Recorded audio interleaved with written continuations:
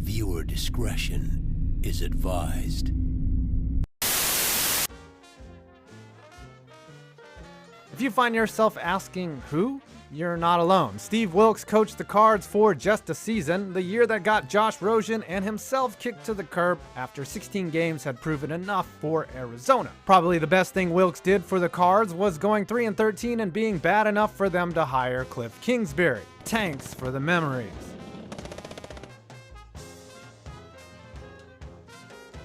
Arizona's worst home loss actually came outside of the desert back when they were in St. Louis. In Week 10 of the 1981 season, Dick Vermeil's Philadelphia Eagles put up 52 on the Cards, beating them by 42 under the Gateway Arch. Ron Jaworski tossed 4 touchdowns, and performances like that by the Cardinals probably took the sting out of the team moving to Phoenix. Your midget QB had an offseason where he unfollowed everyone, including the team mascot, only to whine his way into a heavily loaded deal for a guy who hasn't won a single playoff game. The deal also had to put in writing that Kyler needed to do his homework before he got extra time on his Xbox. Your coach may look good in a long sleeve shirt, but does he look good in the second half of the season? Yeah, about as good as this pass.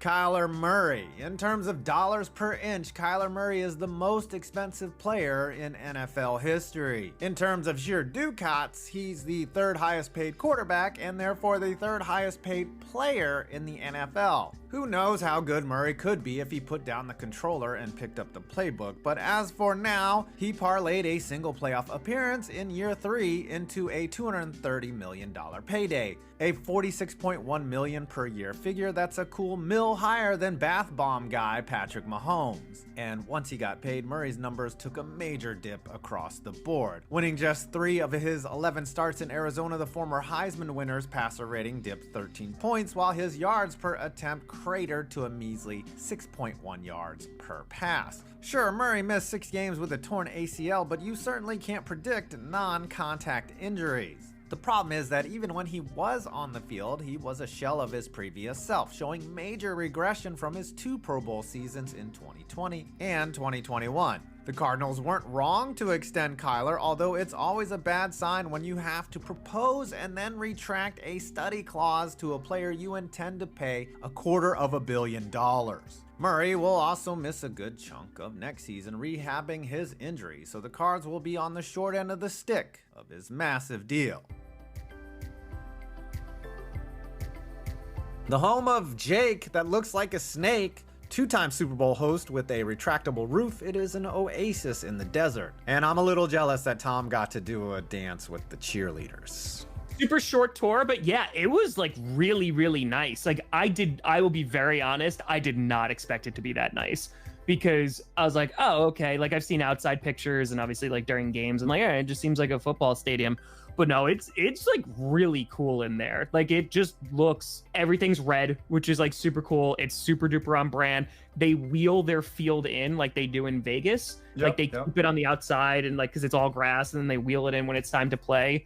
Yeah, no, that was a really, really nice stadium. I would have liked to explore more of it. We only had like 20 minutes though, but it was nice. Sun Devil Stadium, Tempe, Arizona. This one even hosted a Super Bowl, Super Bowl 30, the last whimpers of Cowboys relevance back in ancient history, yes, the 1990s. However, throughout its tenure as an NFL venue, Sun Devil Stadium delivered a muted, dry, and scorching hot experience. Thrust into action because owner Bill Bidwell simply wanted to retire in Arizona, the Cardinals set up shop here from 1988 to 2005, and Sun Devil Stadium suffered from hot temperatures, sparsely attended home games, and some pretty bad football. Finally, the Cardinals moved out for State Farm Stadium in 2006, and Sun Devil was returned to ASU exclusively. So it's not an awful stadium, just an impersonal hot concrete bowl. Number 12, Big Red. Big Red debuted in 1998, and man, that must have been a tough few years before they moved indoors to State Farm Stadium in the hot Arizona sun. Big Red is known for dancing and stuff. Look, I don't know why he's ranked so high on this list, but I had to put him somewhere. And he's a giant red bird who dances with hot chicks. Arizona Cardinals. As much as he failed to live up to the legend he established at USC, Matt Leinart won 8 of his 18 starts in the desert. A few years later in the post-Warner era, Ryan Lindley was thrust into the starting role after Carson Palmer went down with an ACL injury. Lindley is probably the worst quarterback to ever start a playoff game, owning a career record of 1-5 and just 3 touchdowns to 11 interceptions. Arizona Cardinals, Eric Schubert. The legendary announcer Pat Summerall once missed 59 of his 100 attempts with the Cardinals, but he doesn't make the cutoff. The prestigious honor goes to the diminutive Eric Schubert, who lined up for 11 kicks in 1986 and converted just 3 of them. Schubert was 5'8", and his kicks came up, well, short. Arizona Cardinals, Santonio Holmes. Well, the Cards could hate everyone else I just listed, but nothing stings like the everlasting image of Santonio in the back of the end zone from Captain Fat Fuck himself. Yeah, I'd hate that guy too. Arizona Cardinals. Matt Leinart was a 2-time college champion, but he only won a handful of games in the desert and was probably better known for his hot tubbing antics in the pros than he was for anything on the field. The Arizona Cardinals, Michael Bidwell. Michael Bidwell's dad, Bill, screwed over the city of St. Louis by moving the Cardinals to the desert. Because the weather was nicer there, Michael has screwed over Arizona by breathing. Bidwell took over as principal owner in 2020, and it's been a disaster ever since. He stuck with Steve Keim and Cliff Kingsbury, then extended them both to fire them? Right now, who knows what the Cards do, but Bidwell just architected back-to-back 4-win seasons and really has no one to blame but him. Arizona Cardinals. Following the retirement of Kurt Warner, the Cardinals desperately needed a QB. So in 2011, the Cards traded Dominique Rodgers-Cromartie and a second-rounder to the Eagles for backup Kevin Kolb. DRC was a serviceable corner for 10 years, and Kevin Kolb was shit on a stick in the desert, starting only 14 games over a 2-year span. The Arizona Cardinals, a franchise whose roots trace all the way back to Chicago, have long grappled with the elusive pursuit of a Lombardi. Despite flashes of success and supremely talented rosters, the team has faced a great many roadblocks in reaching the pinnacle of the NFL. In 1988, the franchise moved from St. Louis to Phoenix, seeking a fresh start in the desert, the geographical trajectory of most elderly folk. The relocation brought about a renewed sense of optimism, and the Cardinals gradually built competitive teams in the following decades after a playoff drought that went on for what felt like eons. Yeah, they really sucked. There was a renewed air of optimism when one of the desert's favorite sons was drafted by the Cards back in 1997. Jake Plummer was a sensation at nearby Arizona State, coming within 1 drive of a national championship his senior season with the Sun Devils. His second year in the NFL, Plummer and the Cardinals went on an improbable run. And by improbable, I mean they finished with the winning record at 9-7 and a playoff berth for the first time in 14 years. 2 of their losses came against Dallas, who, believe it or not, used to share a division with the Cardinals. They were 6-7, but 3 straight wins by a combined 8 points vaulted them into the playoffs, getting into the tournament despite a point differential of -53. In the playoffs, they would meet those same Cowboys, a fading dynasty matched up with the new kids of the NFC. Arizona was a touchdown underdog, and they ended up winning by 13 on the road. They had done it. It was their first playoff victory since 1947. The following week, they lost by 20. That iteration of the Cardinals didn't last. A promising team went 6-10 a year later, then 3-13, as coach Vince Tobin got the boot, and Jake Plummer was sent to Denver. The pinnacle of the Cardinals' prolonged championship chase came back in 2008. Coached by Ken Wisenhunt and led by an aging grocery store employee and the occasional quarterback Kurt Warner, the team made a remarkable run to Super Bowl 43 after finishing the regular season, again with a record of 9-7.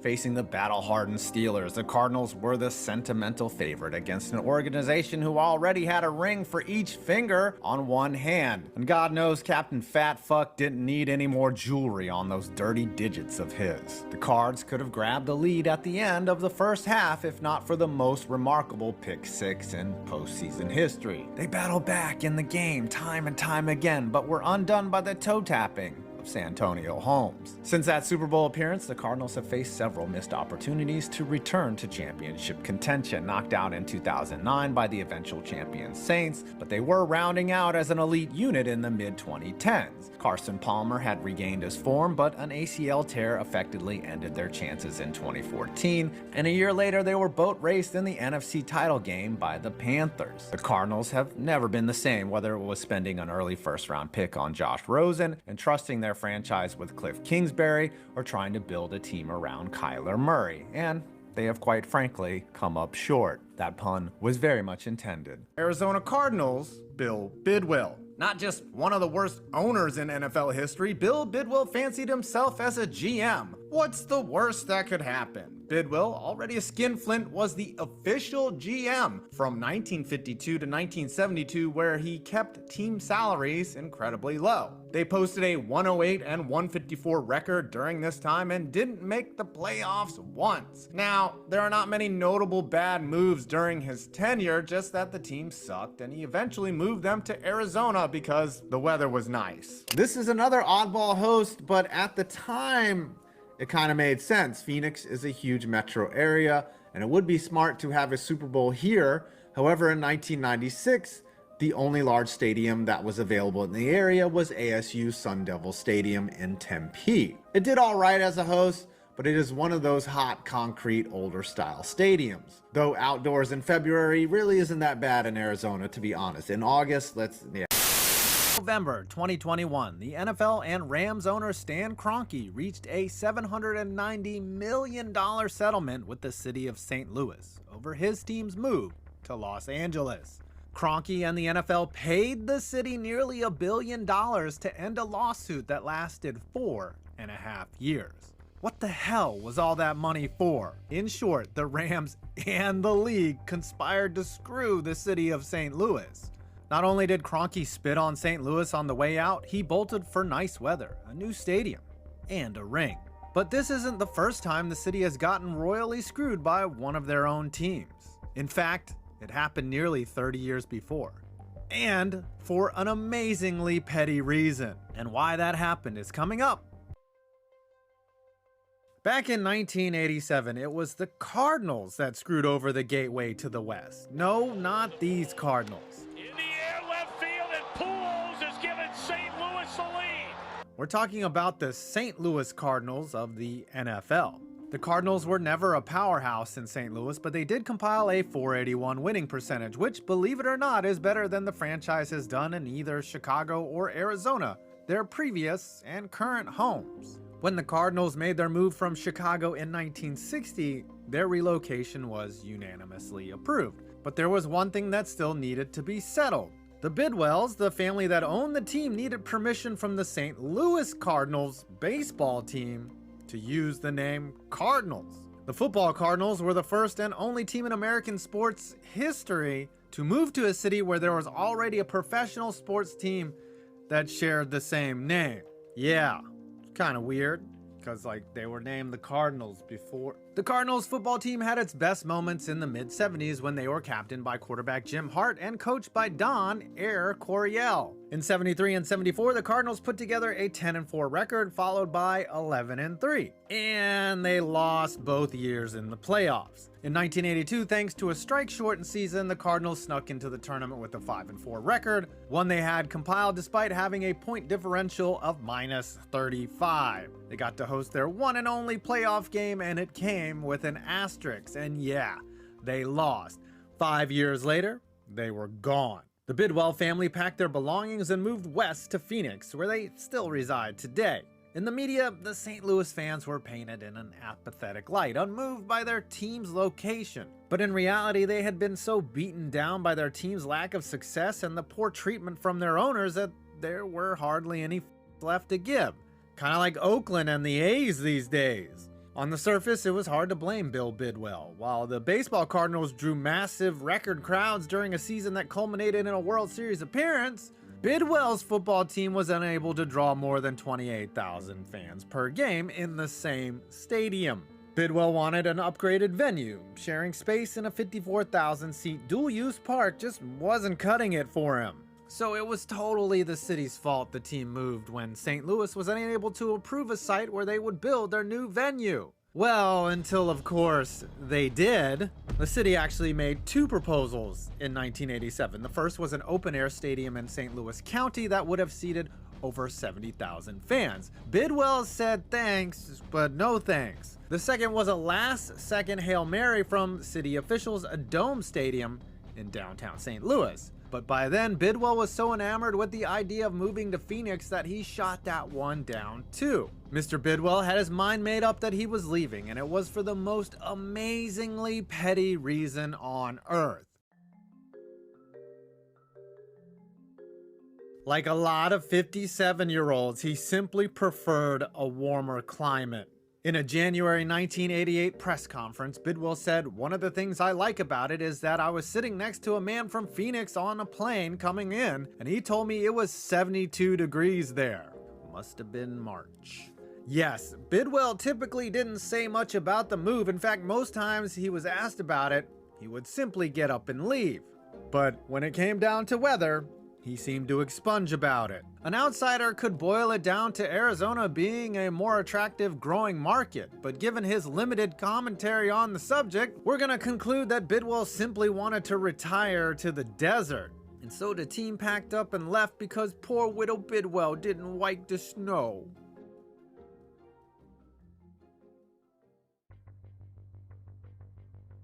Mr. Bidwell did think the Cards would be more competitive in Phoenix than they could in St. Louis. Of course, when you look just a bit into the future, you'll note that the Arizona Cardinals were unable to post a winning record until their 11th season in the desert when they went 9-7. In fact, the team has only made the playoffs a couple times in their 2 decades in Arizona. So whatever Bidwell thought would suddenly make a shitty team more competitive proved to be quite the opposite. It might just be that the only thing keeping the Cardinals from being competitive was ownership itself. Shocker. Players have accused Bill Bidwell of not spending enough money for the team to win. Let's get one thing clear though, he was a charitable man in the community and treated his employees with extreme generosity, but was tight-fisted when it came to football. And what did St. Louis think of all this? While the Cards' plan in the desert was to eventually move into a dome, the scorned city of St. Louis beat them to the punch. They broke ground on a new taxpayer-financed dome stadium over a decade before Arizona did the same. And they lured the Rams out of LA, and for that reason, most people forget that the Cards even once existed in St. Louis.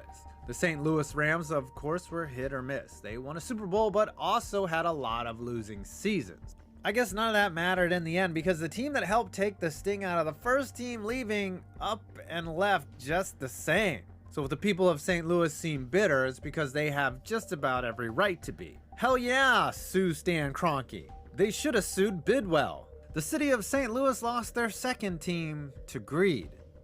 And they lost another because of dry heat. Man, that's cold. You start out in St. Louis and steal the name of the baseball team. No one will notice, it's fine. You go 8-5-1 and miss the playoffs and you're 4th in the NFL Eastern? Oh, you started out 5-2. Finished strong, boys. And never mind, you finished 6-7-1.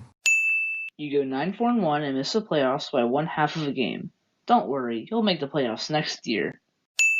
Turns out you won't make the playoffs because you went 4-9-1. You somehow still managed to have 5 Pro Bowlers, yet you still suck. Good job, Cardinals. You go 8-5-1 with 6 Pro Bowlers and you miss the playoffs. Again.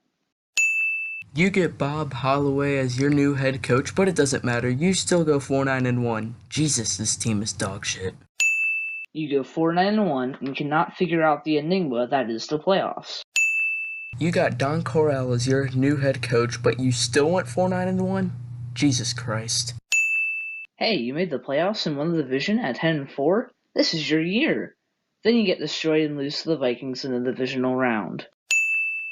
Yes, this is it. Super Bowl bound. Won the division at 11-3 and 9 Pro Bowlers. Bring it home to St. Louis. You lost? Alright, it was against the Rams who went 12-2 that season, and it was pretty close. Just do better next year. 10-4 and you didn't make the playoffs? I actually feel bad for you. Good start at 7-3, and you're on a 6-game winning streak. You went 7-7? You had one job. You swap out Don Coryell for Bud Wilkinson. As a result, you go 6-10 with 3 Pro Bowlers.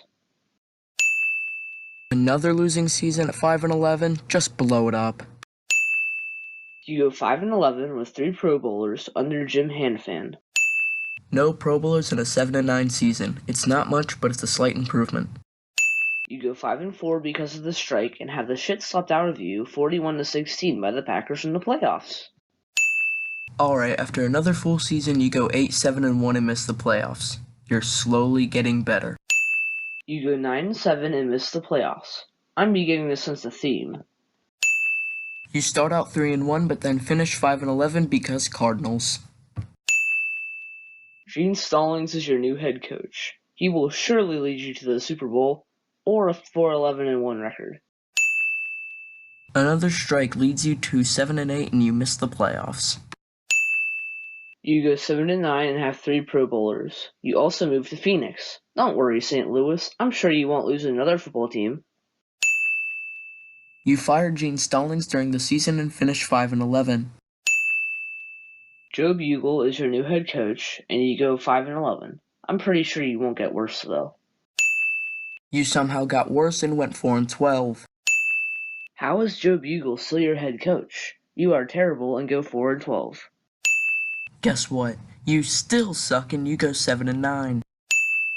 You finally got rid of Joe Bugle and replaced him with Buddy Ryan. You go 8-8 and are renamed the Arizona Cardinals. For the love of God, stop going 4-12. Vince Tobin is now your head coach, and you go 8-8. Another 7-9 season. Maybe it's a good thing you left St. Louis. This would be torture for them. Finally, you made the playoffs at 9-7 and beat the Cowboys 20-7 in the wild card. Then you lose to the Vikings 41-21 divisional round. You also drafted this guy named Pat Tillman in the 7th round. Of course you crushed Arizona's hearts by going 6-10. 3-13, this is an all-time low. You surrendered 443 points and have a negative 233-point differential. Vince Tobin is gone and you replace him with Bill Bidwell, and you guessed it, you go 7-9. You go 5-11 and are last in your division with no Pro Bowlers. I'm starting to think you have a losing fetish. At least you drafted Anquan Baldwin. Under Dennis Green, you go 6-10 and draft the pure talent that is Larry Fitzgerald. Don't waste his career. Now a moment of silence for Pat Tillman.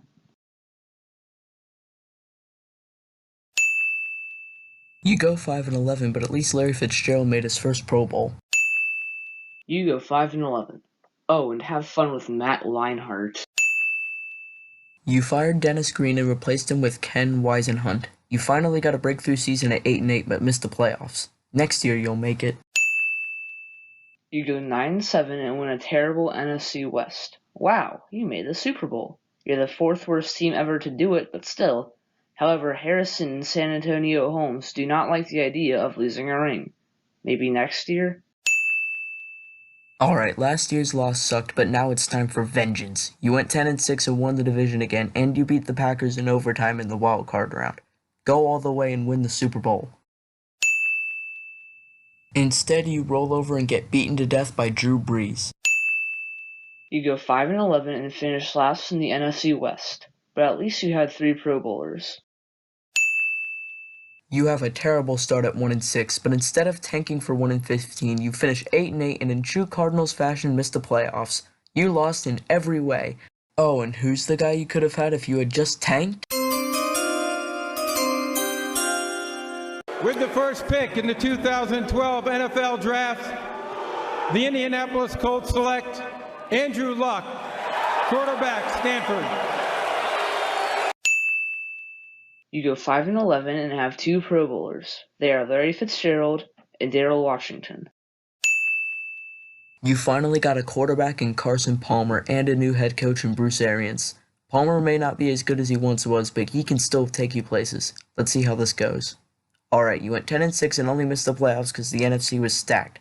Just be patient for a bit longer, Arizona. You explode and go 9-1 to start the season, and then you implode and end 11-5. Then you lose to the Panthers in the wild card. I'm sure they won't end one of your promising seasons again. Finally, I'd say this is better than your Super Bowl team. 13-3, first round bye, and you're in the NFC Championship game against the Panthers. They're stacked too, but I have faith in you. Sadly, you got stampeded by Supercam, but the Panthers were overpowered until the Super Bowl. You'll get there next year. You do not get to the Super Bowl as you waste talent once more and go 7-8-1. At least you got this Chandler Jones guy. You go 8-8 and Bruce Arians is gone. Oh, and something else too. Carson Palmer has retired. As a Bengals fan, I feel weird about this. Definitely one of the greatest quarterbacks to ever play for us, and probably the Cardinals as well. But he was an absolute bitch when he held out. This is the worst I've seen you. 3-13 and you drafted Josh freaking Rosen? There were 9 mistakes before you? Really? Way to disrespect your opponents, Josh. At least you drafted Christian Kirk.